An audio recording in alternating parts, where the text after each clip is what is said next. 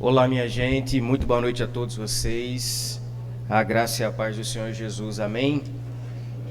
Meus irmãos, que alegria muito grande de fato estarmos juntos nesse dia do Senhor, o domingo, e mais especial ainda por poder estar retornando ao púlpito da igreja depois de um período de descanso, de férias, e já registrar aqui a minha gratidão aos irmãos por essa compreensão.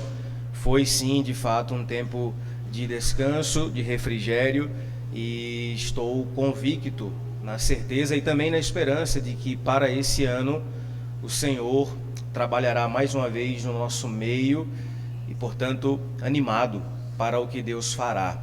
Estamos já na reta final de janeiro, o ano está passando, e nós estamos em uma série de sermões expositivos, dos quais nós temos trabalhado sobre uma temática exatamente para esse início do ano. Estamos falando sobre fundamentos inabaláveis para 2026 e temos pensado como igreja, à medida que temos caminhado em janeiro, como podemos então fundamentar a nossa fé naquilo que está baseado a nossa fé e no que nós podemos priorizar para o ano de 2026. E nós já ouvimos aqui algumas pregações falando sobre alguns desses fundamentos, do quais a gente acredita que são alicerces inabaláveis, como a Bíblia, como a Palavra de Deus, a oração, a missão, e hoje nós vamos meditar em um texto muito conhecido e falaremos sobre a comunhão, esse ato tão importante do qual nós entendemos que é não apenas uma doutrina, mas também elemento de culto,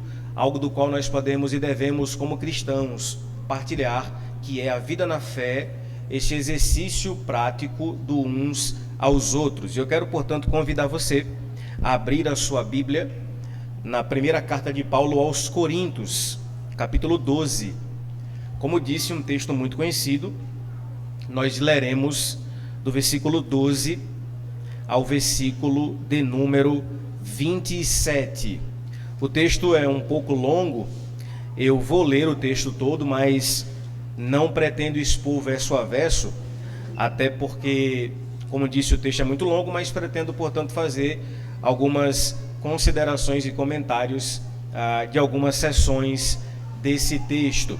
Eu quero que você, ao ler o texto, assim que finalizar, deixar sua Bíblia aberta para que a gente possa meditar sobre o porquê preciso da igreja. Essa é a ideia da comunhão.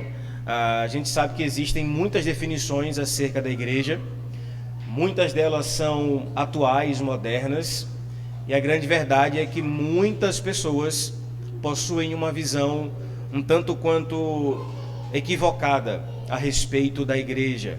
Mas biblicamente, como definir? Por que é importante vir à igreja?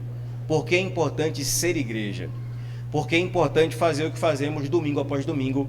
Então são essas perguntas que eu pretendo responder à medida em que nós expormos a palavra de Deus. Vamos então ao texto? 1 aos Coríntios 12, versículos 12 a 27. Diz assim a palavra de Deus: Ora, assim como o corpo é uma unidade, e embora tenha muitos membros, e todos os membros, mesmo sendo muitos, formam um só corpo, assim também com respeito a Cristo. Pois em um só corpo, todos nós fomos batizados em um único Espírito, quer judeus, quer gregos, quer escravos, quer livres. E a todos nós foi dado beber de um único Espírito. O corpo não é feito de um só membro, mas de muitos. Se o pé disser, porque não sou mão, não pertence ao corpo, nem por isso deixa de fazer parte do corpo. E se o ouvido disser, porque não sou olho, não pertence ao corpo, nem por isso deixa de fazer parte do corpo. Se todo o corpo fosse olho, onde estaria a audição? Se todo o corpo fosse ouvido, onde estaria o olfato? De fato, Deus dispôs cada um dos membros no corpo segundo a sua vontade. Se todos fossem um só membro, onde estaria o corpo? Assim, há muitos membros, mas um só corpo. O olho não pode dizer à mão, não preciso de você. Nem a cabeça pode dizer aos pés: não preciso de vocês. Ao contrário, os membros do corpo que parecem mais fracos são indispensáveis. E os membros que pensamos serem menor ou menos honrosos, tratamos com especial honra. E os membros que em nós são indecorosos, são tratados com decoro especial. Enquanto os que em nós são decorosos, não precisam ser tratados de maneira especial. Mas Deus estruturou o corpo, dando maior honra aos membros que dela tinham falta, a fim de que não haja divisão no corpo, mas sim que todos os membros tenham igual cuidado uns pelos outros. Quando um membro sofre, todos os outros sofrem com ele. Quando um membro é honrado, todos os outros se alegram com ele. Ora, vocês são o corpo de Cristo, e a cada um de vocês, individualmente, é membro desse corpo. Oremos mais uma vez, meus queridos. Santo Deus, te louvamos pelo privilégio de ser igreja. O Senhor nos chamou como teu povo, nos reuniu a respeito da salvação, nos deu um novo nome e nos inseriu em um povo que vive em comunidade. Minha oração sincera é que o Senhor nos ensine a valorizar essa comunhão, que o Senhor nos ensine a valorizar aquilo que fazemos enquanto somos igreja, e que a tua palavra, mais uma vez, fale aos nossos corações. Fazemos essa oração por Cristo Jesus. Amém.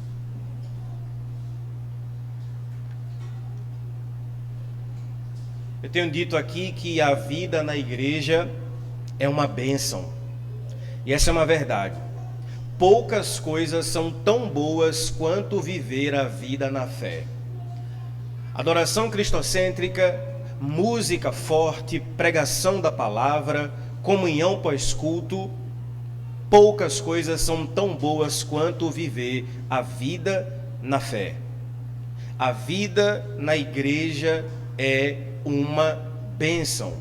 Ser igreja, viver as dinâmicas do uns aos outros, amar e ser amado, habilitados pelo Espírito para estarmos aqui vivendo a vida em comunidade, é de fato uma bênção.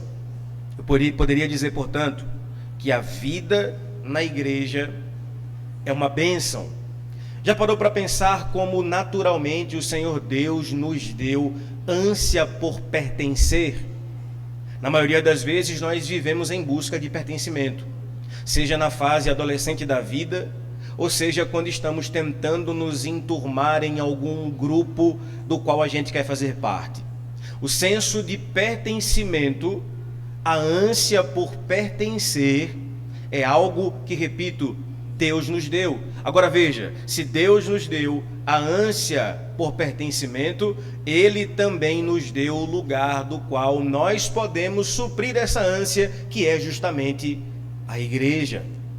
A igreja, como se diz, não é apenas um lugar para frequentar, mas é uma família para pertencer. As palavras do apóstolo Paulo, na figura de linguagem da qual ele se utiliza, a igreja é um corpo, nos lembrando do quão interligados somos enquanto membros e que, portanto, devemos viver na dependência uns dos outros. Eu sei que isso é algo contracultural, uma vez que a nossa sociedade louva o individualismo, a nossa sociedade louva o fato de você ser o protagonista de si mesmo.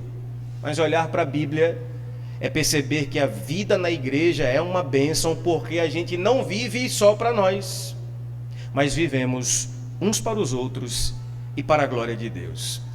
Eu diria, portanto, que a vida na igreja é uma bênção porque ela nos apresenta dois caminhos. A vida na igreja é ao mesmo tempo um privilégio como uma responsabilidade. Privilégio porque o Senhor nos dá essa grande oportunidade de fazermos parte do seu povo.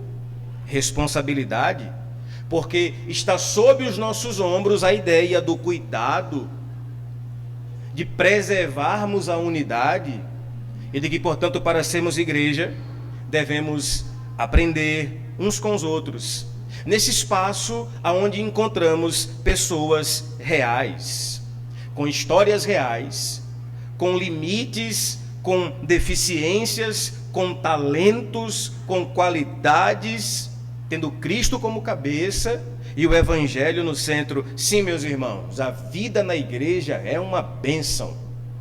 E as dinâmicas da vida na igreja são um precioso lembrete do quão bom é pertencer a essa família. O grande impeditivo disso é uma palavrinha que você já está acostumado a ouvir aqui na igreja. O grande impeditivo para que a gente viva isso de forma plena é o pecado. O pecado é essa força desintegradora que nos limita a viver plenamente a vida na fé, em comunhão uns com os outros, para a glória de Deus. É o pecado que habita em nós, que nos impossibilita sermos totalmente voltados uns para os outros, e sim, nós devemos reconhecer isso.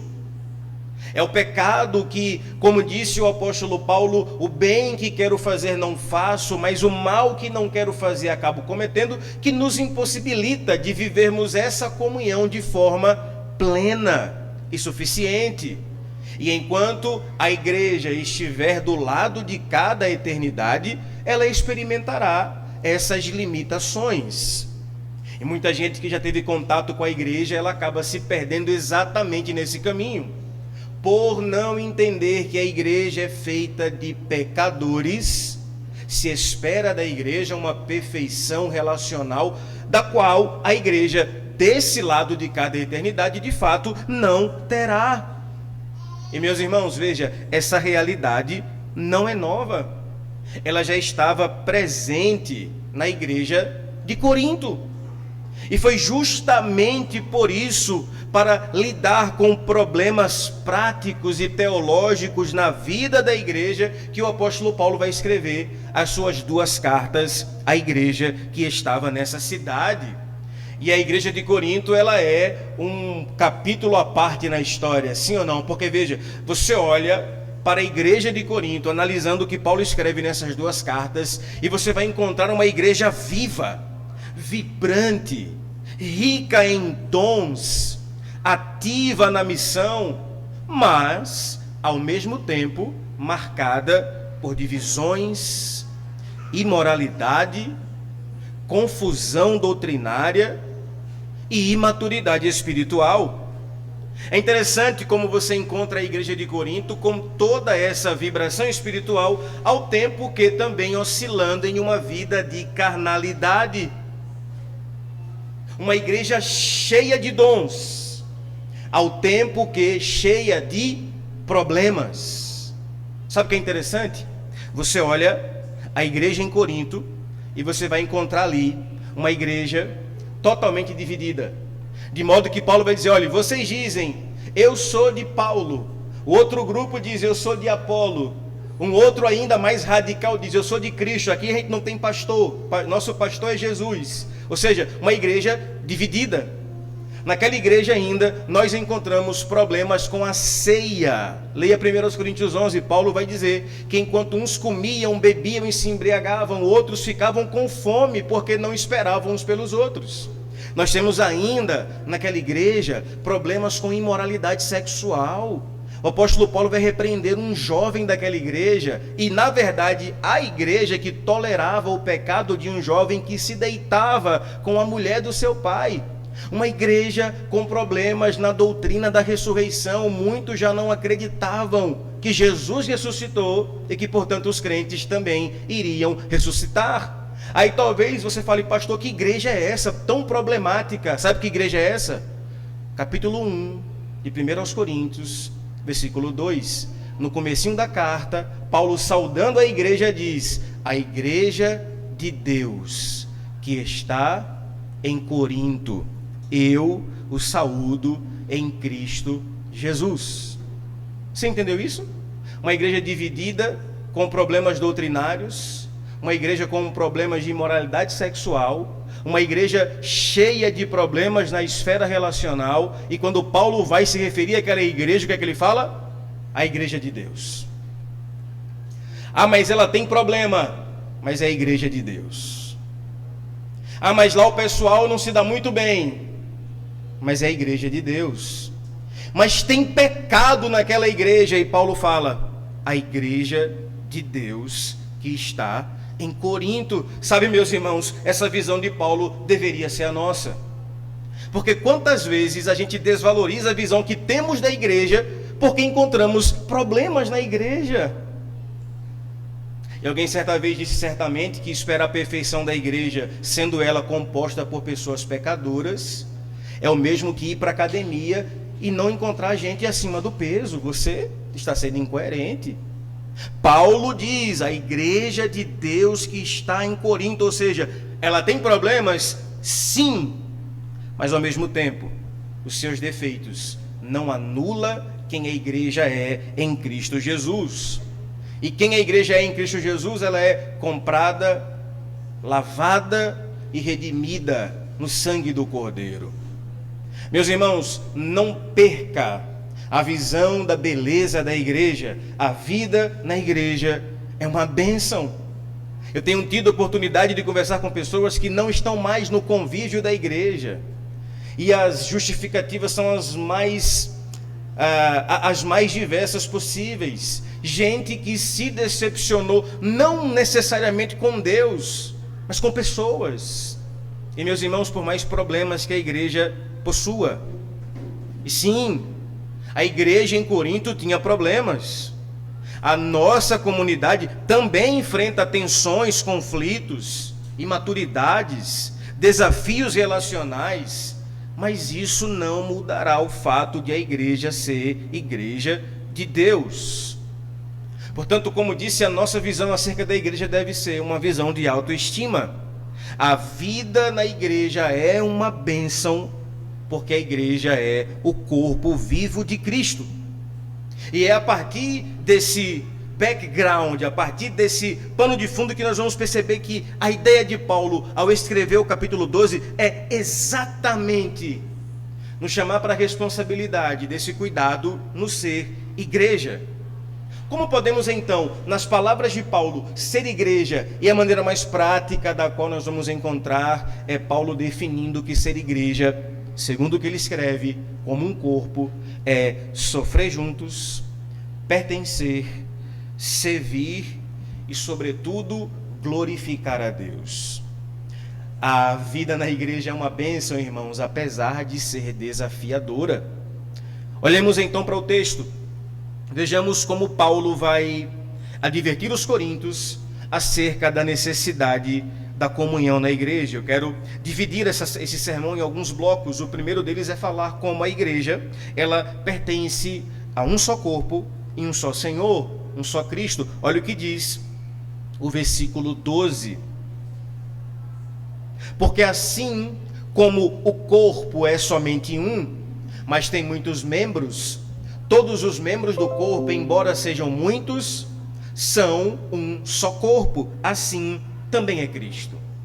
É interessante que Paulo vai se utilizar da metáfora do corpo para definir a igreja. E a gente sabe que existem outras imagens da igreja na Bíblia, especialmente no Novo Testamento. Ela é noiva do Cordeiro, ela é sal e luz. Mas especificamente nesse texto, Paulo vai nos falar da igreja enquanto corpo. E é interessante, Paulo poderia utilizar uma outra imagem, uma instituição, uma organização, um exército, uma empresa, um sistema, mas Paulo escolhe falar justamente do corpo. E veja, isso não é acidental, porque o corpo revela uma realidade viva, um organismo que tem vida, porque veja, irmãos, o corpo sente, o corpo sofre, o corpo reage e, sobretudo, o corpo depende da cooperação entre as partes para sobreviver. Alguém já viu aí fora uma perna andando sozinha, divorciada do corpo, só ela? Se você viu, quero conversar com você depois do culto. Eu acho que você anda tendo visões erradas. É impossível. Não dá para desassociar as partes do corpo, porque elas precisam de uma cooperação mútua. Então, Paulo vai escolher a metáfora do corpo porque ela é um lembrete precioso para nós de que é impossível viver a fé, a vida cristã, de forma individualista. Meus irmãos, um corpo não funciona se cada parte quiser viver por si mesmo. Isso é um fato. Quem aqui já teve a experiência espiritual de acordar no meio da noite e beber água na cozinha, e no escuro tudo fica mais difícil de andar, e tateando você não está conseguindo ver muita coisa ali, mas você conhece o espaço, você anda ali com facilidade durante o dia, mas aí de repente vem a quina do sofá, e do nada você bate o dedinho do pé na quina do sofá, e vamos ser sinceros, essa dor revela coisas que só Deus pode perdoar.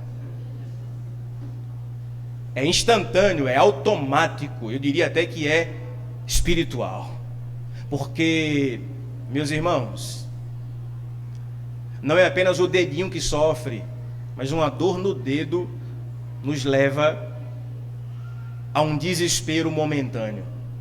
Veja, você já parou para pensar que não existe cristianismo solo no Novo Testamento? Não existe membro saudável fora do corpo. Então, quando Paulo afirma que nós somos um corpo e aplica isso a Cristo, disse ele, assim também com respeito a Cristo, Paulo está nos ensinando algo extremamente útil e profundo, é que a igreja, ela não apenas pertence a Cristo, mas ela está unida a Cristo de forma orgânica, viva. Cristo, irmãos, não é apenas o cabeça, o fundador da igreja, ele é a cabeça viva que opera em um corpo vivo. Portanto, a imagem de corpo, lembre bem disso, é para nos lembrar que nós dependemos uns dos outros e que, portanto, toda ação individual ela vai afetar o coletivo. Agora, na linguagem de Paulo é interessante, ele vai dizer que a unidade não é criada por nós, mas recebida por nós. Você já foi em alguma campanha espiritual para receber unidade? Se foi, está errado, porque veja, a unidade não é algo que produzimos, mas é algo do qual nós recebemos. E Paulo vai aplicar isso a Cristo, porque a visão de Paulo é uma visão da Trindade, a unidade na Trindade, sim ou não? Pai, Filho e Espírito Santo. Ao tempo que há também uma submissão voluntária na Trindade, de modo que o Filho se submete ao Pai, o Espírito ao Filho, não em termos de essência, mas em termos de função. E Paulo está nos lembrando que essa unidade da qual a igreja partilha não é por sua capacidade, mas é Deus que nos dá. Não é maravilhoso isso, irmãos? A gente não se conhecia,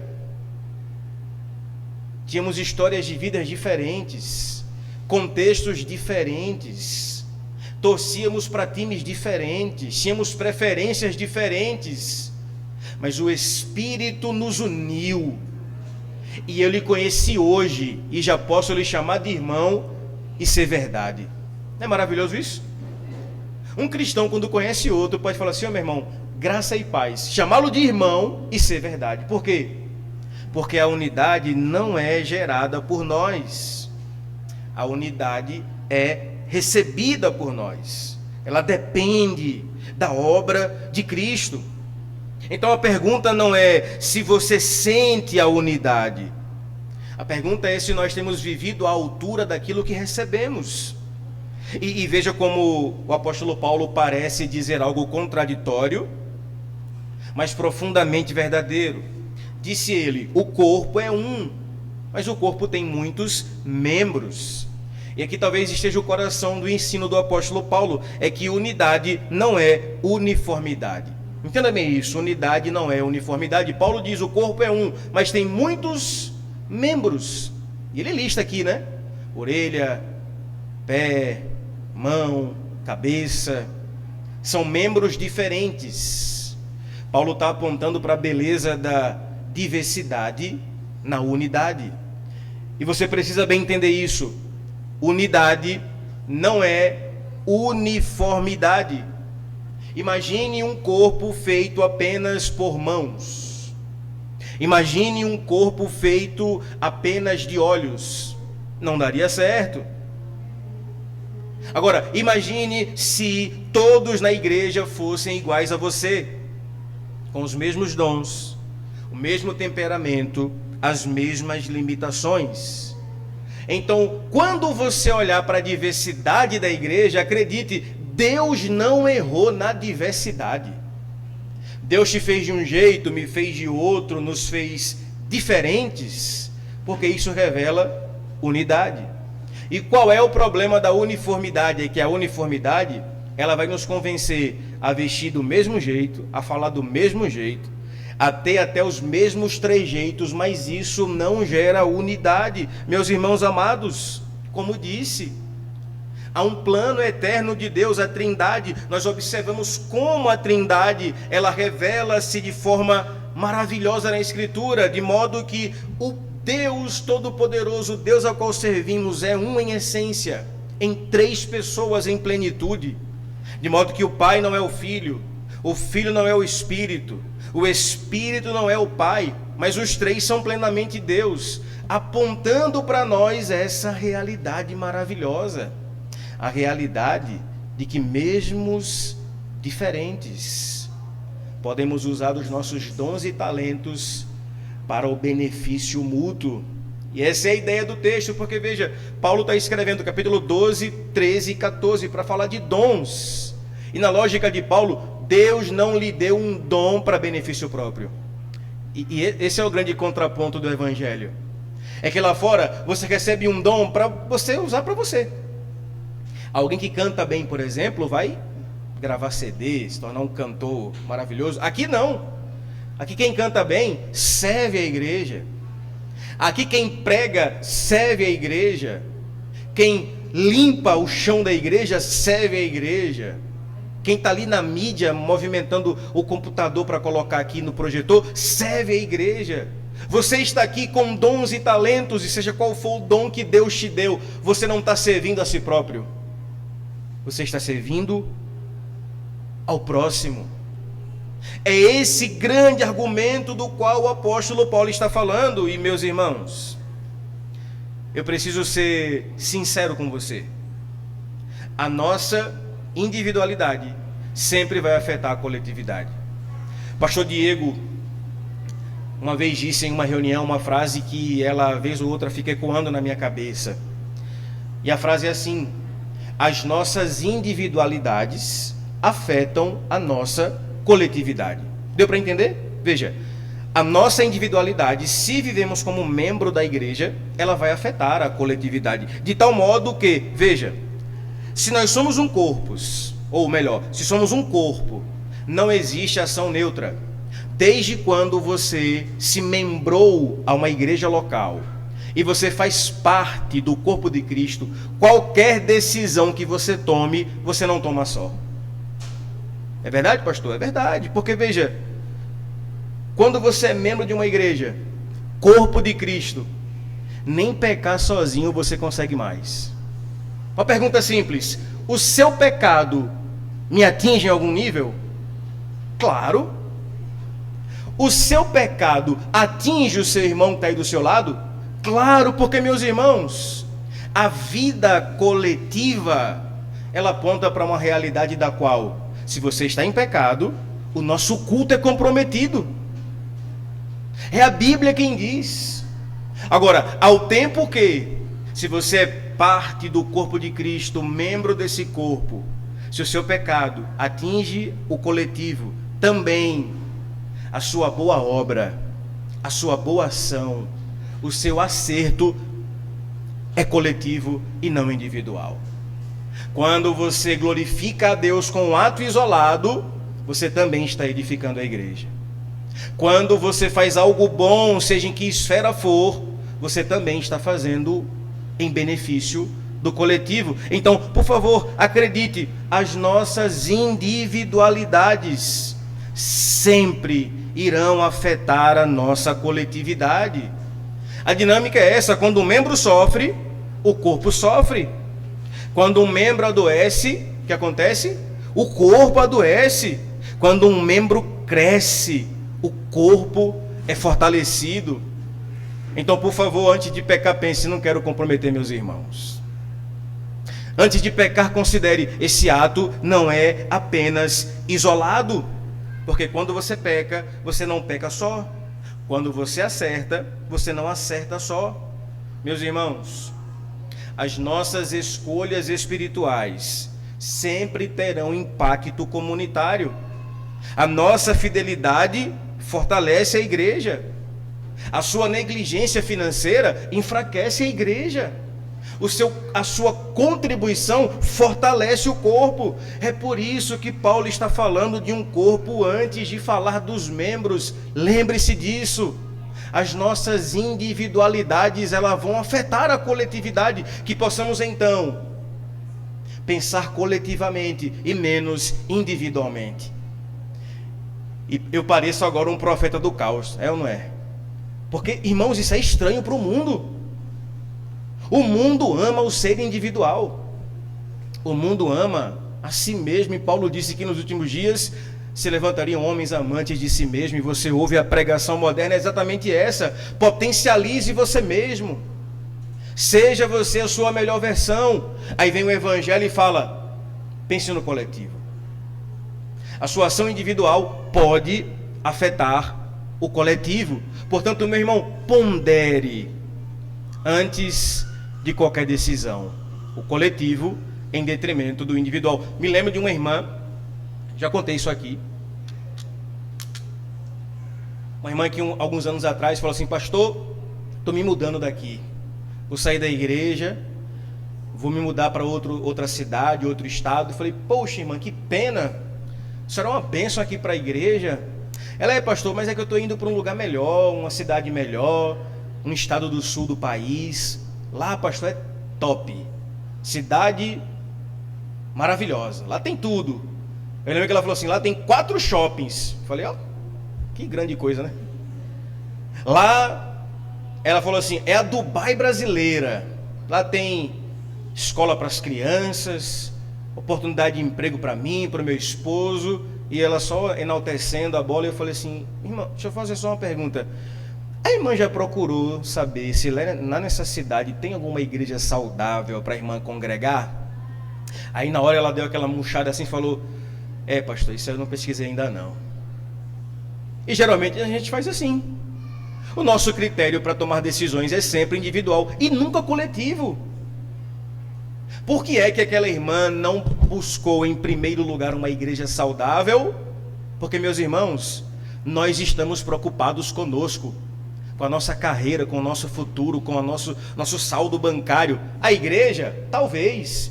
Meus irmãos amados, não percamos a beleza do ser igreja.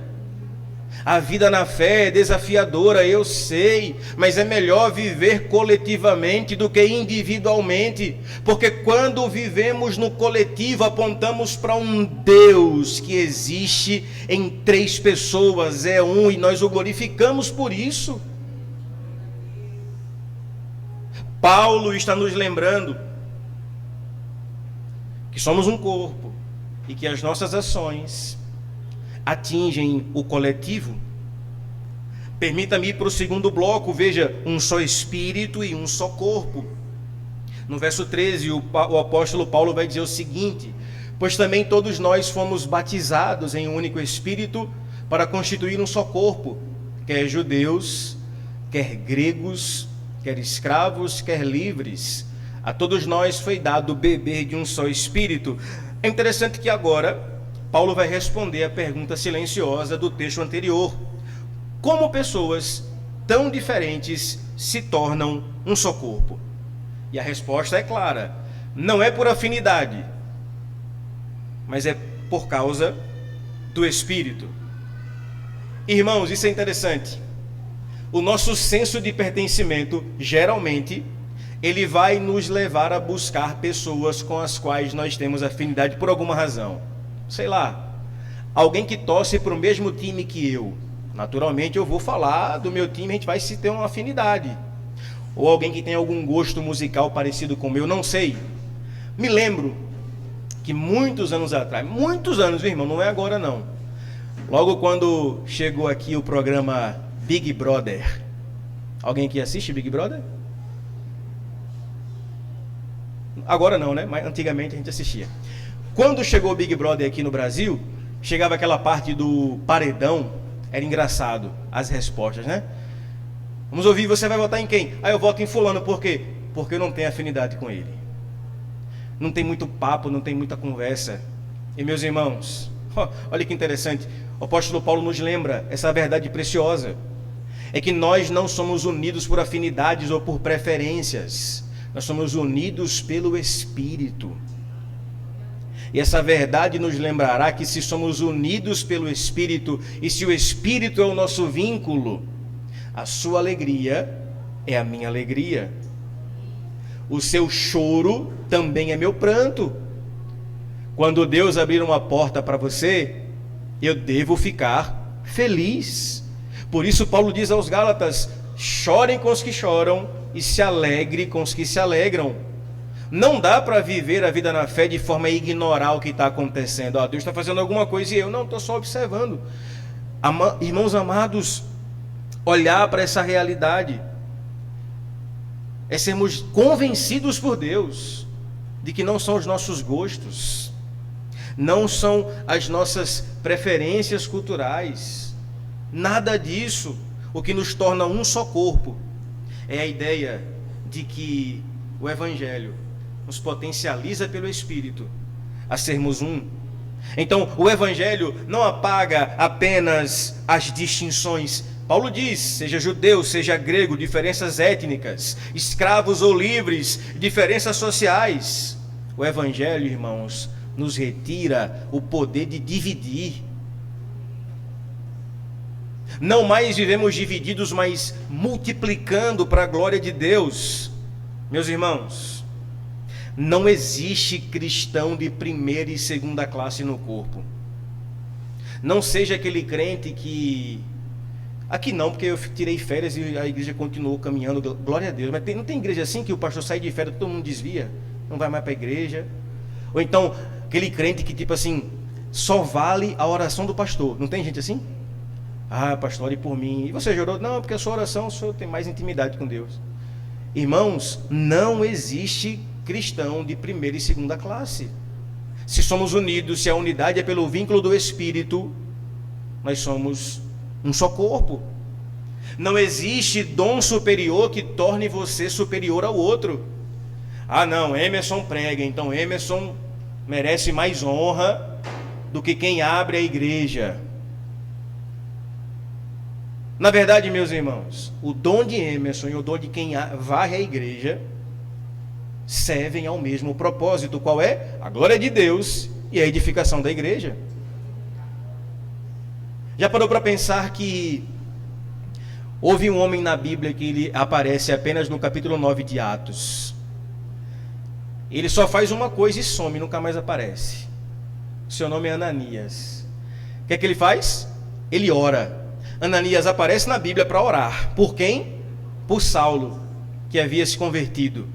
O que é que ele vai fazer? Deus fala, vá lá, ele está orando. O que é que Ananias vai lá? Ora por Saulo. Depois dali, o que é que acontece? Saulo vira o maior pregador do Evangelho que o mundo já conheceu. Escreve a maioria das cartas do Novo Testamento. E Ananias sumiu. A Bíblia não fala mais sobre ele. Ele aparece, ora e sai. Aí a pergunta que eu sempre faço é: quem é mais importante, Paulo ou Ananias? E a resposta é: os dois. Quem ora e quem prega. Quem serve no bastidor e quem serve à frente. Meus irmãos, sirva a Deus com o seu dom para a glória de Deus e para a edificação da igreja. Não acredite nessa hierarquia de valor dentro da igreja. Tem lugares por aí que até presença VIP tem. Misericórdia. Como pode? Somos um só corpo e, portanto, somos, ou melhor, não devemos ter essa vida de diferença. O apóstolo continua, ele vai mostrar como a diversidade no corpo ela é necessária. Eu não vou ler, mas o bloco que quero ler agora compete entre os versos 14 e 20. O apóstolo vai mostrar a dinâmica interessante do corpo. E ele vai tocar em algo profundo, que é algo comum ao ser humano: o senso de inferioridade. O sentimento de se sentir inferior. Paulo disse: se o pé disser, porque não sou mão, não pertence ao corpo. E olha a lógica de Paulo. Aqui não é arrogância, é na verdade insegurança. Ele está falando, imagine, se a mão diz, ou se o pé disser, já que eu não sou mão, né, eu não sirvo para dar tchau, eu estou só aqui escondido aqui nos sapatos, então eu não pertenço ao corpo. Então não é arrogância, é insegurança. É o membro que olha para o outro e diz: eu não sou tão visível como aquele que está à frente. Eu não sou tão útil quanto aquele que prega ou canta. Eu não sou tão importante. E Paulo responde isso com firmeza e amor pastoral. Sentir-se menor não muda a sua identidade, tampouco o que você faz ou deixa de fazer. E meus irmãos, quantas vezes nós desvalorizamos serviços menores, entre aspas, porque a gente acha que não tem importância, e tem. O problema é que a gente foi ensinado que dom espiritual é só pregar, exortar, falar em línguas e interpretar. Mas leia Romanos 12, Paulo vai dizer que dom também é presidir, é administrar, é auxiliar, é ser generoso. Olha, sabia que generosidade é um dom espiritual? Sabia que o dom de primeiros socorros, a pessoa que ela é ativa em ajudar, em socorrer, também é um dom espiritual? Então acredite, por menor, entre aspas, humanamente falando, que pareça o seu trabalho, ele é muito útil para a glória de Deus. E na igreja ele tem grande valor. Paulo diz: foi Deus que aprouve colocar os membros como ele quis. A verdade, irmãos, é que comparação é um veneno para a comunhão. Quando você se compara ao outro por aquilo que o outro tem e você não, você coloca em risco a comunhão, é verdade. Ao tempo que desprezar seu dom é desprezar a soberania de Deus. E meu irmão, minha irmã, se Deus te deu um dom, por favor, não enterre ele não. Não fique aí para você, não, por favor. Sirva a igreja, para que a igreja seja edificada. E por fim, acredite, o corpo de Cristo precisa de você, exatamente como você é, com o seu dom, com a sua capacidade, com a sua peculiaridade. Paulo vai continuar mostrando que ninguém é dispensável quando o assunto é o corpo. Versos 21 a 26, o apóstolo Paulo, ele vai mudar o foco. E veja, se antes ele falou com os inseguros que falam assim: olha, já que eu não sou mão, sou pé, então não sirva ao corpo. Agora ele vai falar com os autossuficientes. Disse ele: o olho não pode dizer à mão: eu não preciso de você. Assim, olha, eu sou o olho, rapaz. Eu sou a visão aqui do corpo. Se eu não enxergar, não tem nada. Então você que é mão, ó, seu dom aí é ineficaz. Paulo vai mostrar que isso é pecado, é orgulho espiritual. É o membro que pensa: olha, o corpo não sobrevive sem mim. Aquela ilusão, tipo assim, se eu não fizer, ninguém faz. Se eu não cantar, ninguém canta. Se eu não pregar, ninguém prega. Se eu não fizer, ninguém faz. E meu irmão, longe disso. O apóstolo vai mostrar de forma muito clara que a nossa ilusão soberba, ela deve ser trocada por uma realidade onde os menores, os membros menos honrosos, recebem cuidado. E na lógica de Paulo, os mais frágeis são indispensáveis. Indispensáveis. Quem aqui já passou, homem, já passou dos 18 anos, sabe. João Vitor vai passar por isso esses dias aí. Vai lá se alistar,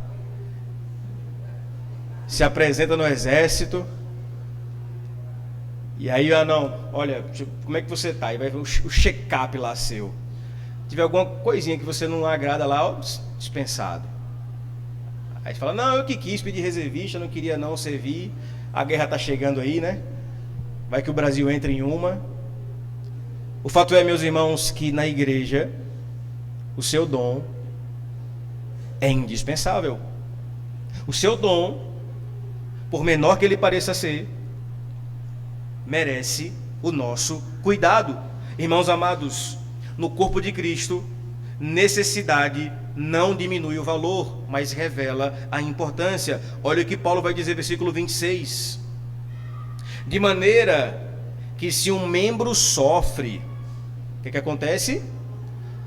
Todos os outros sofrem com ele. E se um é honrado, com ele todos se alegram. Escute bem, sofrer junto não é opcional, é identidade cristã. Eu preciso falar isso novamente. Sofrer junto não é uma escolha que você faz. Se você é crente, membro do corpo, é parte de quem você é em Cristo.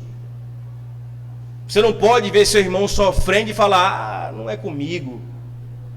Paulo disse, se um membro sofre, todos os outros sofrem com ele. E mais, meus irmãos, Paulo disse que se um membro é honrado, todos os outros se alegram com ele. E sejamos sinceros, talvez para muitos seja mais fácil chorar com os que choram, porque se alegrar com os que se alegram é sinal de maturidade espiritual. E muita gente acaba desenvolvendo a síndrome do irmão mais velho do filho pródigo. E qual é essa síndrome? É aquele que só celebra a festa que é para si e não para os outros. Por que é que ele fica indignado? Quando o irmão mais novo volta, o pródigo volta. Qual é a indignação do irmão mais velho? É porque o pai está fazendo festa para quem foi perdoado. E às vezes, sutilmente, o nosso coração é tão pecaminoso que nós deixamos de nos alegrar com o irmão que foi honrado, porque a gente pensa, podia ser eu. Por que ele e não eu? E meu irmão, nessas duas coisas, ou você está aqui, ou você está aqui.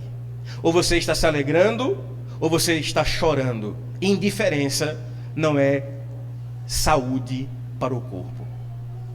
Não, estou aqui, se você está aí, tá bom, eu fico aqui, você aí.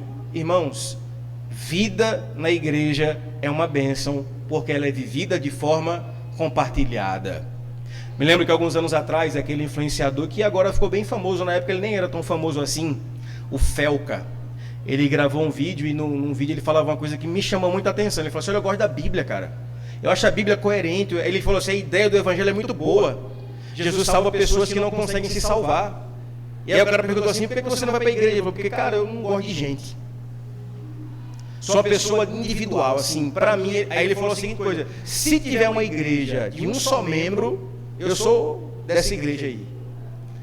A notícia boa é que Deus ama muito Felca. A melhor ainda é que Deus ama mais gente junta. Ajuntamento, comunidade. É impossível viver a vida na fé de forma individual. A fé cristã pressupõe coletivo. Lembre-se, as nossas individualidades afetam a coletividade.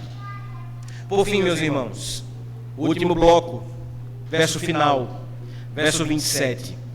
O apóstolo Paulo vai ser taxativo dizendo, ora, vocês são o corpo de Cristo, e cada um de vocês é membro desse corpo.